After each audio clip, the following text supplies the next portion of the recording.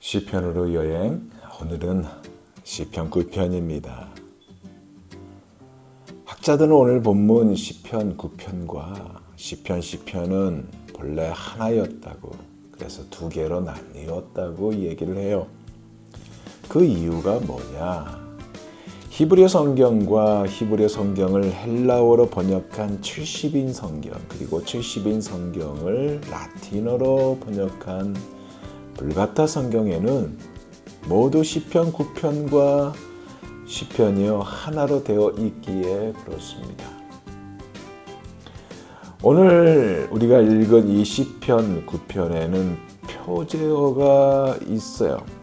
그러나 반면에 시편에는 표제어가 없다는 것. 그리고 9편과 시편이 히브리어 알파벳 순서로 되어 있다는 것이 이 두 개가 하나였다는 증거입니다. 자, 오늘 표제어가 뭐라고 되어 있어요? 다이셋이 인도자를 따라 뭇 라벤에 맞춘 노래라고 되어 있습니다. 여기 뭇 라벤이라는 의미는 알기가 쉽지 않아요. 다만 벤이라는 단어는 아들이라는 의미를 가지고 있기 때문에 아들의 죽음을 노래한 곡조를 따라, 그러니까 아들의 죽음을 애도하며 부르는 노래라고 볼 수 있습니다. 그리고 이 시편은요, 어떤 배경으로 지어졌는지가 명확하게 드러나고 있지 않아요. 그렇지만 감사와 기쁨으로 시작하고 있다는 것이고, 악한 환경에서도 감사하고 기뻐함을 노래하고 있다는 것이 오늘 시편 9편의 특징입니다. 자, 본론으로 들어갑니다. 1절에서 2절로 바로 들어가요. 내가 전심으로 여호와께 감사하오며 주의 모든 기이한 일들을 전하리이다. 내가 주를 기뻐하고 즐거워하며 지존하신 주의 이름을 찬송하리니. 다윗은요, 전심으로 하나님께 감사를 드리고 있어요. 그리고 하나님을 기뻐한다고 하면서 그가 오늘 1절, 2절에서 나온 그 내용대로 두 가지의 결심을 하고 있는 것을 볼 수 있습니다.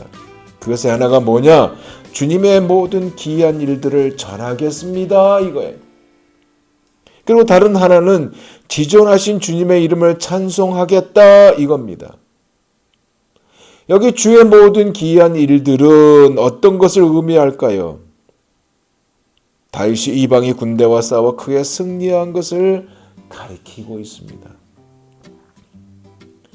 아마 사무엘하 10장 6절에서 14절에 나오는 암몬과 아람 연합군을 물리쳤던 그 승리가 아닌가 생각이 듭니다.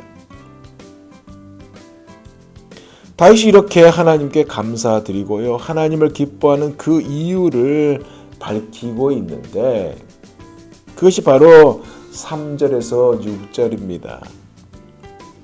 내 원수들이 물러갈 때에 주 앞에서 넘어져 망함이니이다. 주께서 나의 의와 송사를 변호하셨으며 보좌에 앉으사 의롭게 심판하셨나이다. 이방 나라들을 책망하시고 악인을 멸하시며 그들의 이름을 영원히 지우셨나이다. 원수가 끊어져 영원히 멸망하였사오니 주께서 무너뜨린 성읍들을 기억할 수 없나이다.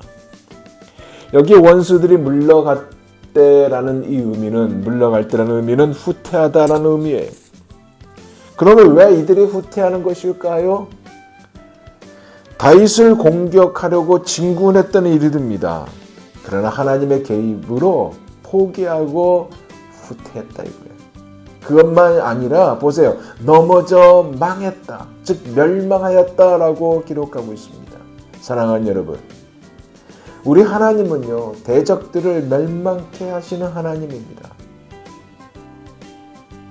다윗에게 있어서 대적자들은 다양하겠죠. 사울을 비롯하여 자기 동족들도 있고, 그리고 자기 자식들도 있고, 주위에 이방 나라들이 있었어요. 하지만 한결같이 적용되는 것은 모든 대적을 하나님 앞에서 망하게 하셨다.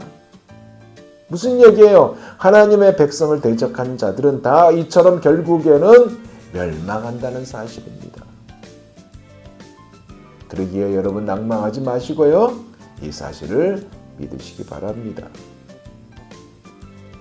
다윗이 드리는 감사와 기쁨의 이유 또 다른 것이 있는데 원수들이 도망을 가다가 넘어졌다. 그것은 하나님께서 자신의 의와 송사를 변호해 주셨기 때문이라고 아까 4절에 나오지 않습니까? 4절 다시 봅니다. 주께서 나의 의와 송사를 변호하셨으며 보좌에 앉으사 의롭게 심판하셨나이다. 무슨 얘기일까요? 하나님께서 보좌에 앉으셔서 의롭게 심판하신다는 고백입니다. 이것이 있으려면 무엇이 따라야 할까요? 그래요. 다윗의 삶 그만큼 정결하고자 발버둥 쳤다. 그 또한 포함되는 겁니다. 사랑하는 여러분, 하나님께서 내 의와 송사를 변호해 주신다는 것은요, 우리가 하나님 앞에서 바르게 살기 위해서 몸부림을 쳐야 한다는 것이 포함되어 있습니다. 그러기에 우리가 어떻게 할까요? 하나님 앞에서 바로 살기 위해서 몸부림 쳐야 됩니다. 하나님의 지켜주심을 체험하는 우리가 되기를 원합니다. 그뿐만 아니라 5절에서 6절 다시 보면 이방 나라를 책망하시고 그들의 이름을 지으시고 주님께서 무너뜨린 성읍을 기억할 수 없다라고 고백하고 있죠. 이것은 무엇을 의미할까요?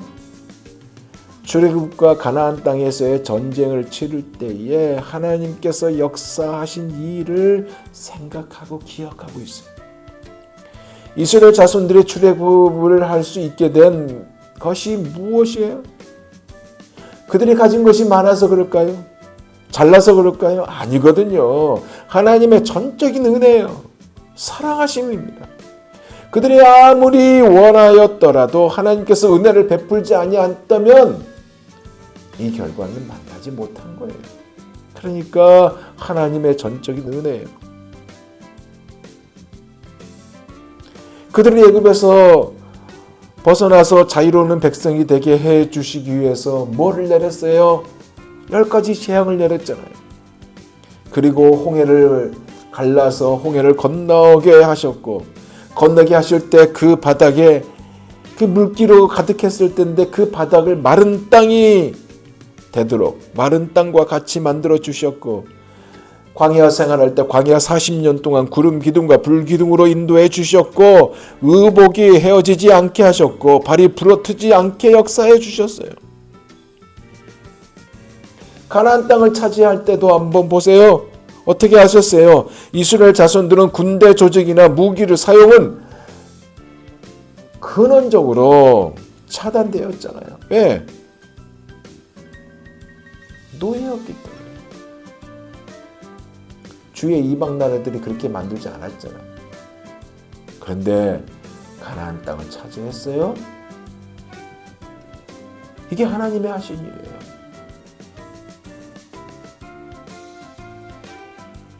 그래서 다윗은 조상 이스라엘 자손들이 성읍을 무너뜨렸다고 하지 않고 주님께서 무너뜨린 성읍들을 기억할 수 없습니다라고 고백하고 있습니다.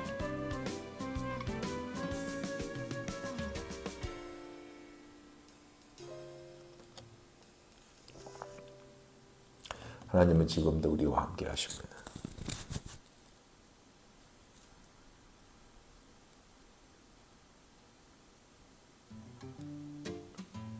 하나님이 하신 것을 기억하여 감사하며 나아갈 수 있는 우리가 되기를 원합니다. 다른 이유가 필요 없어요. 왜냐하면 하나님은 여러분과 나와 같이 있고 싶었기 때문에. 그래서 우리의 소망이 무엇이 되어야 돼요? 그리스도와 함께 있는 것입니다.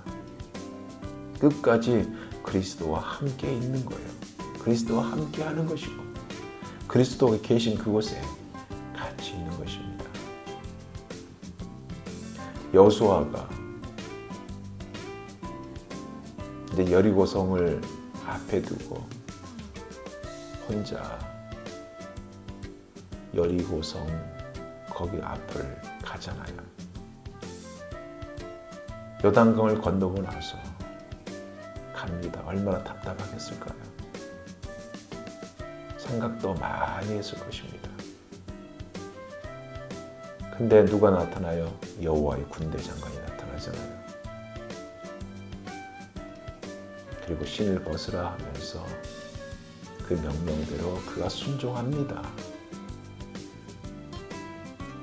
무엇을 의미합니까? 주님께서 직접 하시겠다는 것입니다. 우리의 모습이 어떤 모습이 되어야 돼요? 그리스도와 함께 있는 거예요. 그리스도와 함께 하는 것이고 그리스도가 계신 그곳에 같이 있는 것입니다. 이것이 우리의 중요한 자세예요. 다윗은 이어서 하나님에 대해서 이렇게 고백하죠. 9절에서 10절입니다. 여호와는 압제를 당하는 자의 요새시요 환난 때의 요새시로다. 여호와여 주의 이름을 아는 자는 주를 의지하오니 이는 주를 찾는 자들을 버리지 아니하심이니라. 무슨 얘기예요? 하나님께서 압제를 당하는 사람들에게 요새가 되신다는 고백이에요. 누구보다도 사울의 칼을 피해 도망을 다닐 때 하나님께서 요새가 되심을 깊이 체험했던 다윗입니다. 그가 참된 요새는 자연지형이 아니라 굴이 아니라 하나님이라는 고백. 그래서 누구보다 하나님은 자기를 찾는 사람을 버리지 않는 분이라는 고백을 하고 있는 거예요. 왜요? 그가 주님의 이름을 아는 자, 그가 주를 아는 자이기 때문에, 그가 주님을 체험했기 때문에 그렇습니다. 사랑하는 여러분, 우리 하나님은요, 여러분의 산성이 되십니다. 여러분을 보호하신 하나님이 되십니다. 외적의 침입으로부터 지켜주시는 하나님입니다. 이 사실을 믿으시기 바랍니다. 이 사실을 믿고 주 앞에 담대히 나아가기를 바랍니다. 그리고 여러분의 모든 구함을 주 앞에 토로하세요. 세미한 음성까지 들으시는 하나님입니다. 이어서 하나님에 대한 고백을 13절에서 14절 하잖아요. 여호와여 내게 은혜를 베푸소서. 나를 사망의 문에서 일으키시는 주여, 나를 미워하는 자에게서 받는 나의 고통을 보소서. 그리하시면 내가 주의 찬송을 다 전할 것이요 딸 시온의 문에서 주의 구원을 기뻐하리로다. 어떤 내용일까요? 이거는 과거에 경험했던 그 자리로 되돌아가 그때의 심정으로 기도하고 있는 거예요. 그러면서 현재 지금 자신의 고통 여기에서 건져달라고 구하고 있고, 즉 대적자들로 인해서 죽음의 문턱에까지 갔었지만 하나님의 이끌어 주심과 건져 올려 주심으로 인해서 하나님을 찬양하며 하나님의 구원을 기뻐한다는 고백. 참으로 억울한 일이 있다 하더라도 상황을 뛰어넘게 하실 하나님을 찬양하겠다는 것이고, 결국 그 고백이 뭐예요? 딸 시온의 문에서 주의 구원을 기뻐하리이다. 주의 성전에서 주의 이름을 높이고 경배하겠나이다. 찬양의 잔치를 드리겠습니다. 그 얘기입니다. 그래서 그의 마무리가 19절이 20절입니다. 악인의 심판이에요. 여호와여 일어나사 인생으로 승리를 얻지 못하게 하시며 이방 나라들이 주 앞에서 심판을 받게 하소서. 여호와여 그들을 두렵게 하시며 이방 나라들이 자기는 인생일 뿐인 줄 알게 하소서. 다윗의 시편을 보면요, 참 이런 부분이 많이 나와요. 이게 바꿔 말하면 뭔지 아세요? 하나님 내가 남입니까? 그 얘기예요. 이 기도예요. 우리도 이렇게 기도하기 원합니다. 하나님, 제가 남입니까? 여러분, 어떻게 하나님의 백성이 이런 기도를 드릴 수 있을까요? 다윗을 보세요. 그는요 처한 상황을 그대로 수용했습니다. 그리고 하소연을요 하나님께 했습니다. 고통스럽다며 비명까지 질렀어요. 그죠? 그러면서 이것은 결국 뭐예요? 하나님께 맡기는 믿음으로 나가는 모습이에요. 이거 우리가 본받아야 하는 기도의 자세입니다. 그의 기도를 보면요, 여호와여 나의 대적이 어찌 그리 많은지요. 얼마나 나를 치는 자가 많으니이다 하면서 이렇게 하는 기도가 참 많아요. 우리는요 때론 알 수 없는 고난의 터널을 통과할 때가 있습니다. 핵심이 뭔지 알아요? 중요한 것이 뭔지 아세요? 우리가 비록 그 자리에 있다 하더라도 우리 하나님은 이 과정을, 이 상황을 모르신다 하지 않는다는 것입니다. 우리의 자세가 뭐겠어요? 들고 나가는 거예요. 죽게로. 그렇게 한다면 응답으로 역사하시고 우리를 고치시며 회복하신 우리 하나님을 체험하게 되는 것입니다. 오늘도 하나님께서 마음과 정성을 다하여 심어주신 우리의 삶 그 자리에서 하나님께 찬양과 경배를 올려드리는 은총의 현장이 다 되시기를 예수 그리스도 이름으로 축원드립니다. 아멘. 기도하겠습니다.